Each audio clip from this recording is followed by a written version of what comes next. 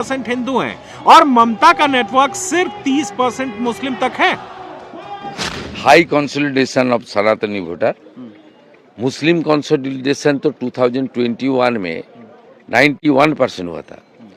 2024 में बीजेपी आ जाएगा, 400 सीट होगा, हिंदू राष्ट्र बनेगा, इस तरीके से जो मौलवादी का फतवा था उसका बाद तो 95% वोट ममता को मिला यहाँ। इसलिए तो अदित चौधरी भी हार गया, गुजरात से यूसुफ पठान भी जीत गया था। ये 95% से ऊपर जाने का कोई मौका नहीं है। वो 5% 7% तो गिरेगा, लेकिन जो हिंदू कंसोलिडेशन 54% था पिछले लोकसभा चुनाव में, इस बार आप ईवीएम खुलने का बाद थोड़ा मेरा साथ कैलकुलेशन मिला लेगा, 85% से ज़्यादा हिंदू कंसोलिडेशन हुआ।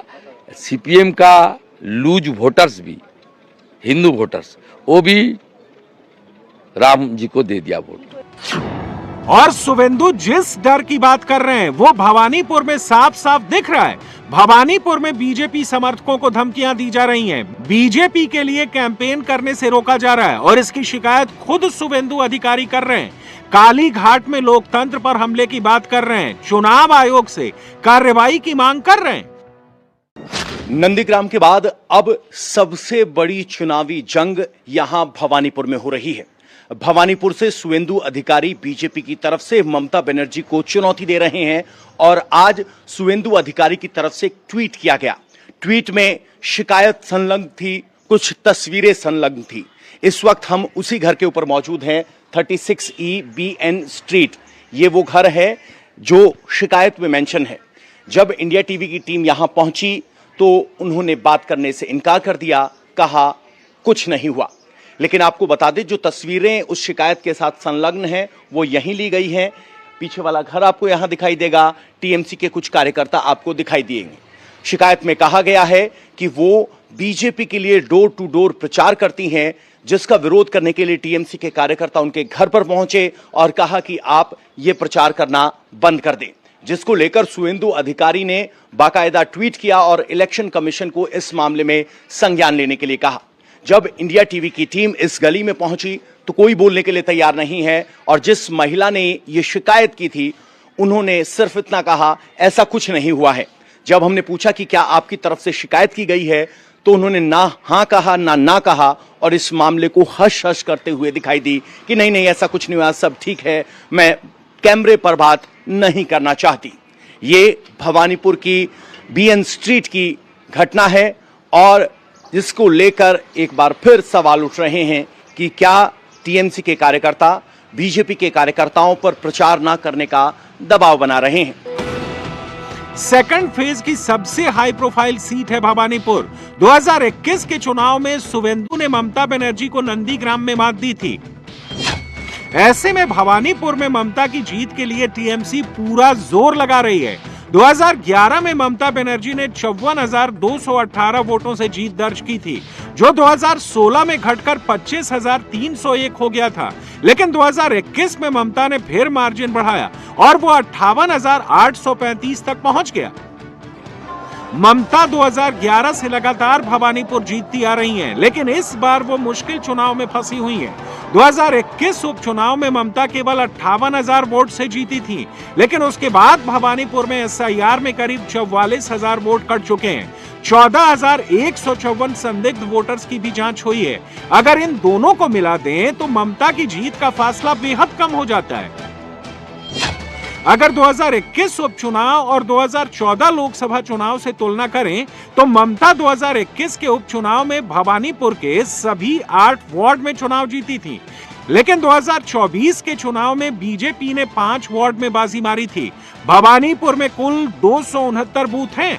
पिछले लोकसभा चुनाव में बीजेपी इसमें 149 पर आगे थी। दक्षिण कोलकाता में आने वाली भवानीपुर सीट पर टीएमसी की लीड केवल 8,297 की रह गई थी। भवानीपुर में संकेतों की लड़ाई भी लड़ी जा रही है। बीजेपी के जय श्री राम के झंडे के जवाब में यहां टीएमसी ने पीले रंग में जय जगन्नाथ और जय बांग्ला के पोस्टर लगाए हैं। भवानीपुर में लड़ाई संकेतों के जरिए भी लड़ी जा रही है। जिस चौराहे पर हम मौजूद हैं, ऊपर आपको भगवा रंग में जय श्री राम के झंडे दिखाई देंगे। जो यहां रामनवमी से लगे हुए हैं। लेकिन अब उनके ठीक बगल में आपको पीले रंग का एक झंडा दिखाई देगा जिसमें भगवान जगन्नाथ की तस्वीर है। लिखा गया है जय जगन्नाथ जय बांग्ला।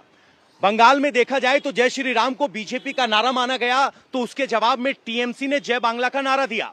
लेकिन एक धार्मिक नारे का जवाब एक क्षेत्रीय नारा नहीं हो सकता, और अब उसका बदलाव यहां इस पोस्टर में देख पा सकते हो आप। लिखा गया है जय जगन्नाथ जय बांग्ला, यानी जय श्री राम के उद्घोष के जवाब में टीएमसी की तरफ से इस तरीके से जय बांग्ला जय जगन्नाथ के पोस्टर लगाए गए हैं, जिसमें दिखाने की कोशिश की गई है कि ममता बनर्जी भी धर्म के साथ खड़ी हैं, धर्म के खिलाफ नहीं। जय श्री राम के जवाब में जय जगन्नाथ का पोस्टर लगा है। भवानीपुर के धार्मिक और जातीय समीकरण के चलते इसे मिनी इंडिया भी कहा जाता है। भवानीपुर में दीदी बाजी मारेंगी या फिर दादा की चलेगी, ये भवानीपुर के जातीय समीकरण से समझिए। भवानीपुर में अगर सोशल बैलेंस की बात करें तो यहाँ 42% बंगाली हिंदू हैं, 34% गैर बंगाली हिंदू हैं, 24% मुस्लिम आबादी है, कायस्थ वोटर 26.2% हैं, जबकि मारवाड़ी वोटर की संख्या 10.4% है। भवानीपुर में ममता बनर्जी के सामने बीजेपी, लेफ्ट, कांग्रेस और हुमायूं कबीर की जनता उन्नयन पार्टी है, लेकिन आपको यहाँ की गलियों में जगह जगह बीजेपी के पोस्टर दिखाई देंगे, जो स्पष्ट संकेत है कि असली लड़ाई ममता बनर्जी और शुवेंदु अधिकारी के बीच है। यूं तो भवानीपुर में ममता बनर्जी के खिलाफ लेफ्ट, कांग्रेस, बीजेपी और जनता उन्नयन पार्टी के उम्मीदवार हैं, लेकिन दीवारों पर ममता बनर्जी के पोस्टर के साथ आपको बाइकॉट बीजेपी लिखा हुआ दिखाई देगा। लाल रंग से जो बाइकॉट बीजेपी लिखा गया है, ये बांग्ला में लिखा गया है, और ऊपर बांग्ला में लिखा गया है कि बांग्ला संस्कृति के साथ राजनीति नहीं होने देंगे। यानी ममता बनर्जी भी जानती हैं कि उन्हें अगर भवानीपुर में कोई चुनौती दे सकता है तो वो बीजेपी है, और यहां ममता बनर्जी के समर्थन के अलावा बाइकॉट बीजेपी के पोस्टर लगे हैं।